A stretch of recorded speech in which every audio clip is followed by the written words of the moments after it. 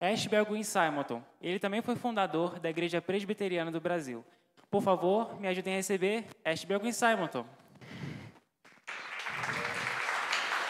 Prazer, Ashbel. Por favor, sente-se. Com licença. É um prazer recebê-lo aqui. Prazer é todo meu. Permita-me me apresentar. Eu sou o Vitor. Eu vou estar conduzindo a nossa entrevista aqui hoje. Eu estou muito empolgado, assim, com as expectativas muito grandes para o que Deus pode fazer através do seu testemunho. Amém? Amém. Bom, você poderia começar um pouquinho falando sobre onde você nasceu, um pouquinho sobre a sua família? Eu nasci nos Estados Unidos, numa família presbiteriana, muito crente. Somos em 7 homens e 4 mulheres. Os meus avós, tanto maternos quanto paternos, eles são irlandeses. Ah, que legal. E minha família é da Pensilvânia, mais ou menos lá para o norte dos Estados Unidos. Certo.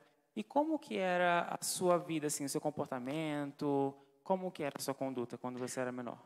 Então, eu sempre fui certinho na igreja, né, quando criança.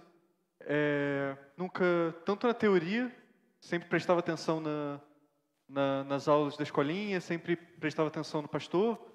Tanto na prática, nunca tive nenhum desvio muito forte, nenhum escândalo. De certa forma, que as pessoas falavam que eu tinha que fazer o seminário antes mesmo da minha pública profissão de fé. Curioso, né? Tamanho era seu testemunho, Sim. né? Glória a Deus. E você poderia falar um pouco sobre a sua profissão, sobre a sua formatura, né? Sua vida acadêmica? Eu trouxe aqui o meu diário, que é onde eu registro tudo que é importante sobre a minha missão. E eu trouxe aqui para consultar, porque realmente são muitas datas, né? Então, sim. eu me formei aqui.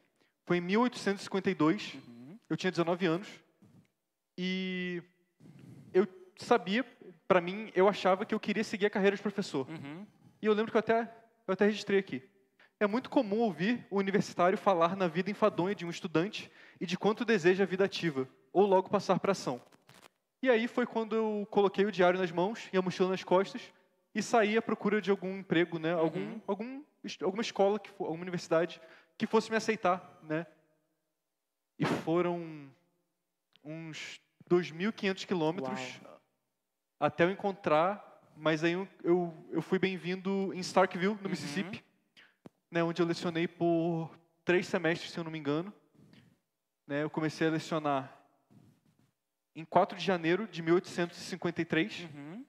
E eu voltei para Pensilvânia depois disso. Voltei em julho de 54. Ah, você voltou, então. Eu voltei para Pensilvânia. E depois que você voltou, como que foi sua experiência? Depois que você retornou para a sua cidade, né? Como que foi para você? Então, eu sempre tinha achado que a minha vida era isso, ser professor, né? Só que nessa experiência eu percebi que faltava alguma coisa. Tinha um vazio no meu coração que não estava sendo preenchido. E eu não tinha nenhum propósito na vida. Eu até tentei seguir a carreira de advogado também, mas não era isso que eu queria. E por mais que eu nunca tivesse tido nenhum desvio doutrinário na igreja, nunca tinha participado de nenhum escândalo, eu nunca tinha realmente firmado um relacionamento, um compromisso público com Deus. Com a igreja visível, um compromisso né? público com a igreja visível. E isso é uma coisa que fez muita falta na minha vida. E eu lembro que eu até registrei, foi no meu aniversário, dia 20 de janeiro, que eu registrei o seguinte: a história fiel do desenvolvimento do meu caráter. Hoje é meu aniversário. Faço 22 anos. É hora de fazer reflexões morais sobre o meu aniversário. Bem, para ser honesto, devo preocupar-me por chegar aos 22 anos e estar vivendo com tão poucos propósitos. Então foi mais ou menos nessa época que eu comecei a aprofundar o meu relacionamento com Deus, né? E eu tive a vontade realmente de firmar um compromisso com Deus e com a igreja. E eu fui examinado pelo conselho no dia 6 de maio de 1855. E é interessante que um dos presbíteros na reunião até perguntou o que eu faria se Deus me chamasse para ser um pregador. E aí quem sou eu para recusar, né? Se é Deus que está mandando. E eu respondi. Eu até registrei a minha resposta.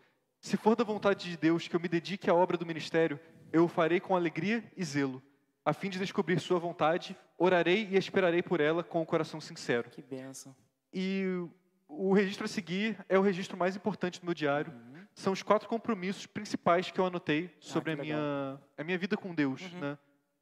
O primeiro compromisso: arrependo-me pela minha vida passada e empenharei em renunciar a cada pecado, público ou no secreto.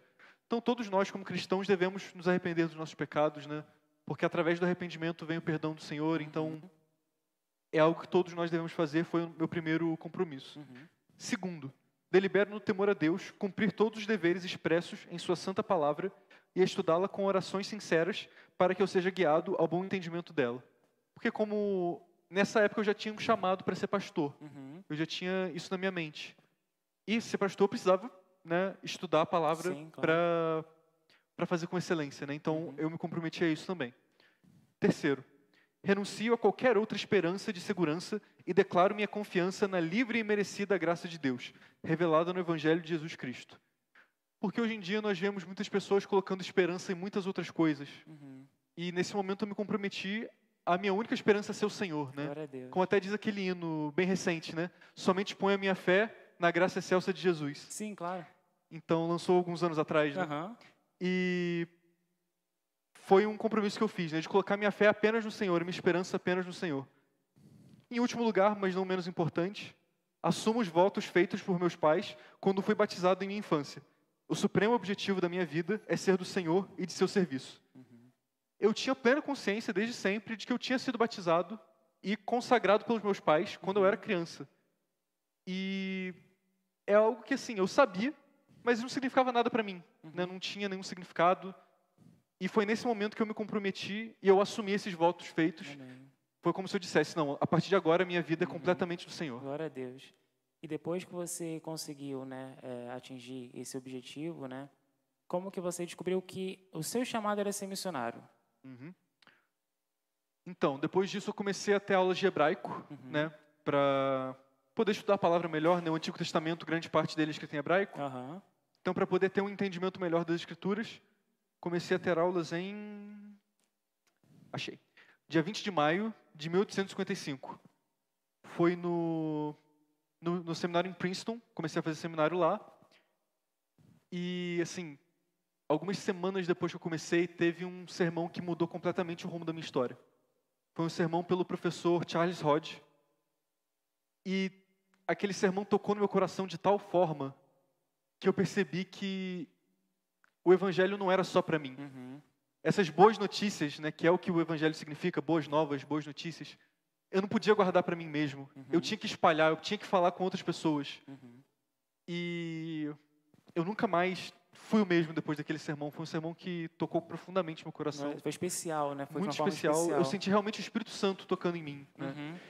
E a partir de então eu sabia que eu queria ser um missionário realmente. E como que foi para escolher o país, né? Porque você descobriu sua vocação, né? Assumiu um compromisso com a igreja, com o Senhor.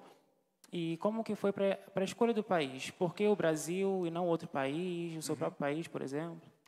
Olha, na palavra de Deus, nas Escrituras Sagradas, nós encontramos o evangelho de misericórdia do Senhor, de graça, que nos atrai a Ele, que nos reconcilia com Ele. É um evangelho de amor. E muitas vezes esse evangelho ele é distorcido por muitas doutrinas tidas no catolicismo. Uhum. Então, para resolver esse problema, eu recorri à grande comissão de Jesus Cristo.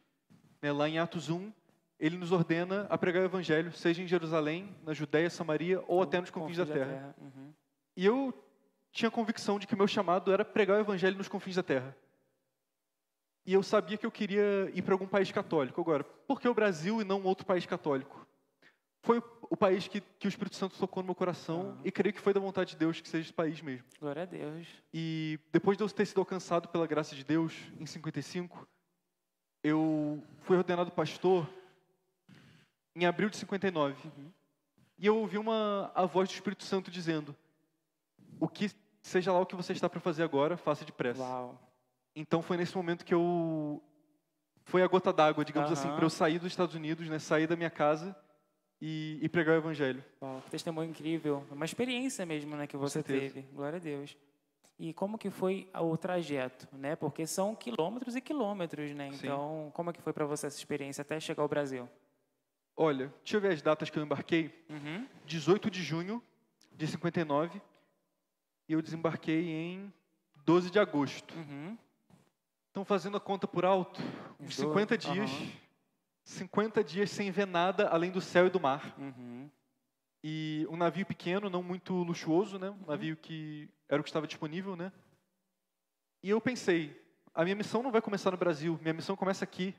Porque existem pessoas aqui que carecem do Evangelho, que precisam ouvir o Evangelho também. E eu conversava com os marinheiros a respeito do Evangelho, ouvia suas confissões, fazia cultos nos alojamentos deles.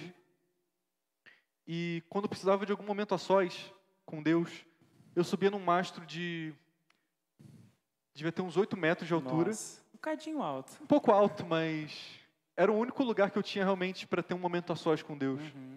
Eu lembro, inclusive, teve um dia que veio um outro navio, uma outra embarcação, mais ou menos 2 vezes maior que o nosso, e quase colidiu com o nosso navio. Se houvesse a colisão, não ia sobrar ninguém, mas graças ao bom Deus, Ele nos poupou, e foi realmente um livramento.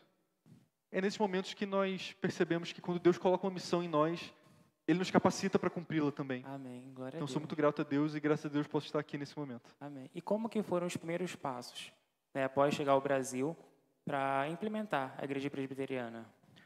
Então, uma das primeiras coisas que eu percebi quando eu pisei no Brasil é que eu não estava entendendo ninguém, porque eu não falava português. É mesmo? Não falava português. E eu queria pregar para os brasileiros. Eu não queria pregar para os estrangeiros que estavam aqui, né? O que acontecia muito na época. Acontecia muito. Eu conheci muitos pastores que pregavam para os imigrantes, pessoas de fora. Vi alguns padres também, né, pregando suas doutrinas para pessoas de fora. Mas eu pensei, se eu quisesse pregar para as pessoas de fora, eu não teria vindo para o Brasil. Sim. Então, eu comecei como eu tinha experiência como professor, né? Eu comecei a dar aulas de inglês para algumas crianças, alguns adultos também. E como no começo, eles não tinham um nível onde eles conseguiam falar completamente inglês comigo. Né? O entendimento, né? É algo que vem com o tempo, com o ensino. Então, eles acabavam falando um pouco de português, e eu falando inglês, e a gente se entendia. Foi uma troca ali. Foi uma troca, e eu fui aprendendo português, e eles aprendendo inglês. Que legal. Então, a partir disso, eu consegui aprender o idioma para poder pregar para os brasileiros, né? Eu não fiz essa missão sozinho. Eu enviei uma carta para minha irmã Elizabeth e o meu cunhado Alexander, reverendo Alexander, para me auxiliarem, né? Porque realmente é uma tarefa muito árdua, muito né? grande, né? De proporções muito grandes. Sim. E nós começamos em um salão alugado, numa série de estudos, se eu não me engano, no Evangelho de Mateus. Isso. Uma série de estudos no Evangelho de Mateus. No primeiro dia, foi no domingo, tinha 2 pessoas só, né? Sem contar eu e minha família, né? Que estavam auxiliando. Depois de mais ou menos 4 semanas, aquele salão já estava cheio. Glória a Deus. Cheio de homens e mulheres sedentos pela palavra de Deus. Que bênção. De tal forma que nós tivemos que fazer 2 reuniões por semana para estudar a palavra. Uma no domingo, uma na quinta-feira. E eu até anotei no meu diário, no dia 19 de maio de 61, que foi o dia que mais encheu, né? É com grande prazer e gratidão que vejo o caminho aberto para a pregação do Evangelho. Aquele 19 de maio de 1861 foi para mim e para as denominações presbiterianas do Brasil o dia dos humildes começos.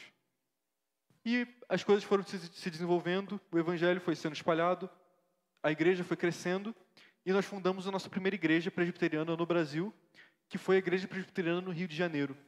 Foi fundada em 12 de janeiro de 1862 e foram recebidos os 2 primeiros convertidos nesse culto de abertura. Glória a Deus. Glória a Deus. Mesmo tendo, né, esse desenvolvimento, começando muito bem, né, o ministério, você precisou dar uma pausa e retornar para os Estados Unidos, não é mesmo? Por que aconteceu isso?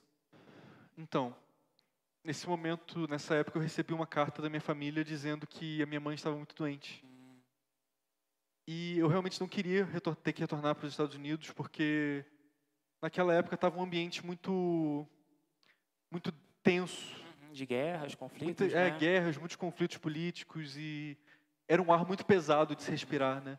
Mas devido às circunstâncias eu tive que voltar. Sim, claro. Infelizmente, quando eu cheguei em casa, minha mãe já havia falecido. Ela faleceu no dia 10 de abril de 1862. Puxa, Simon, eu sinto muito pela sua perda, né? Imagino que deve ser um momento muito difícil, né? Mas eu li em algum lugar, e me corrija se eu estiver errado, tá? Essa viagem também lhe trouxe certas alegrias, certo? Foi nessa viagem que eu conheci uma jovem mulher chamada Ellen. Ela era uma mulher muito bonita e nós nos apaixonamos, começamos a namorar e depois de muito tempo, muita coragem também, eu pedi ela em casamento. E nós nos casamos no dia 10 de março de 1863. Você é bom com datas, hein? Esse eu não preciso consultar.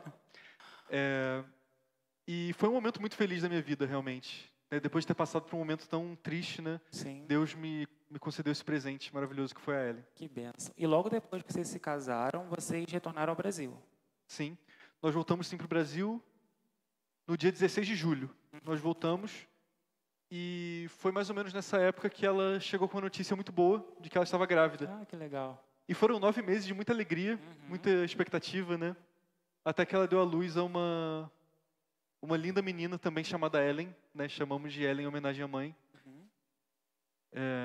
Infelizmente, minha esposa faleceu pouco tempo depois.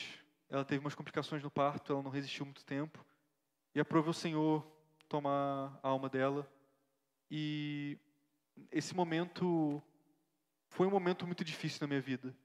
Porque, como eu falei, foram tempos de altos e baixos na minha vida. Altos muito altos e baixos muito baixos.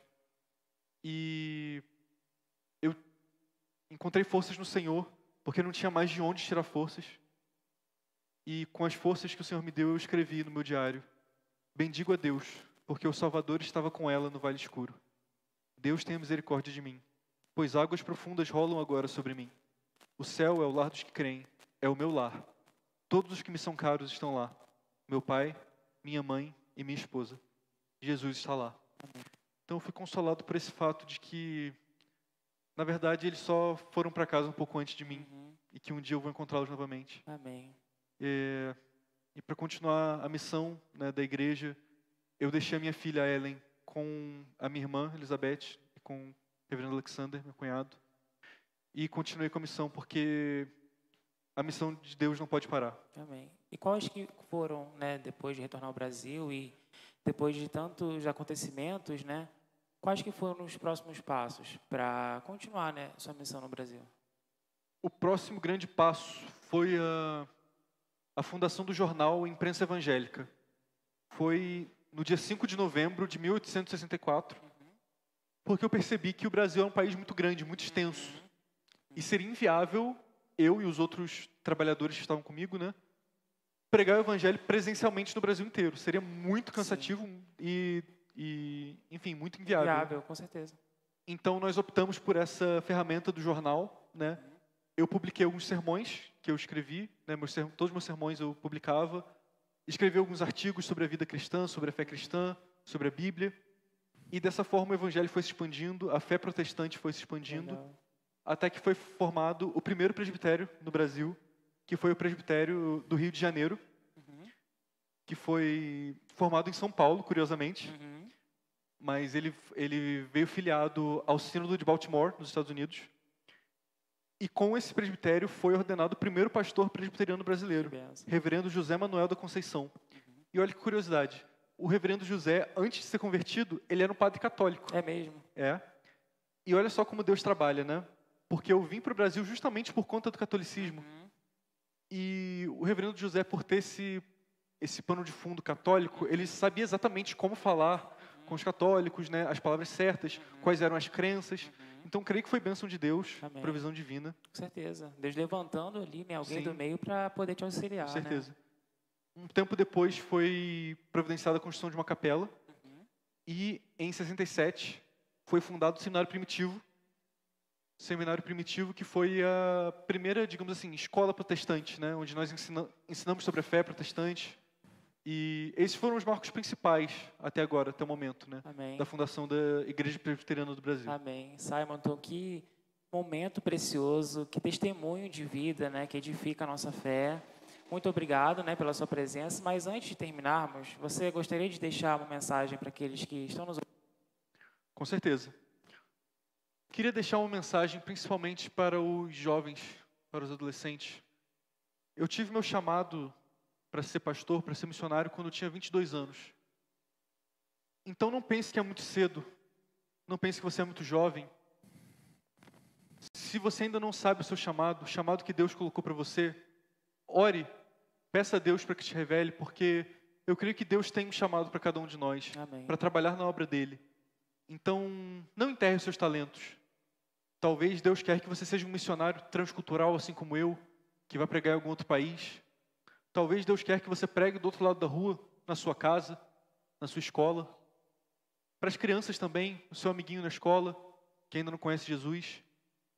Então, essa é a pulga atrás da orelha que eu queria deixar nas pessoas que estão nos acompanhando nesse momento. Amém. Simon, muito obrigado pelo seu tempo, que eu sei que é muito corrido, né? Muito precioso, mas muito obrigado por ter aceitado o nosso convite. Estamos sempre de portas abertas. Agradeço muito muito obrigado pela oportunidade. pela sua presença. Muito obrigado, Simon.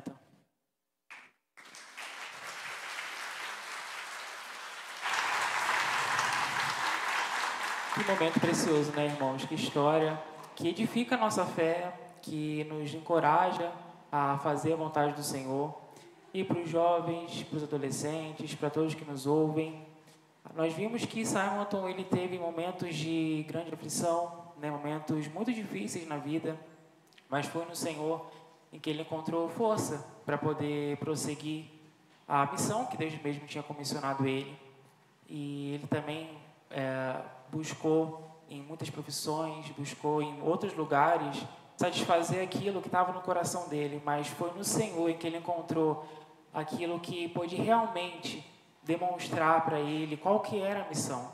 Então, para os que estão nos ouvindo, aonde você tem colocado o seu coração? Aonde você tem depositado a sua confiança? A força do seu braço, onde você tem colocado? Sabe que você não tem olhado demais para as coisas aqui da terra, né? Sabe que você não tem focado demais naquilo que passa com o tempo, que é passageiro, que nós venhamos depositar a nossa fé, nosso coração naquilo que o Senhor mesmo tem nos chamado a fazer. Amém? Agora uma singela homenagem ao nosso irmão Simon.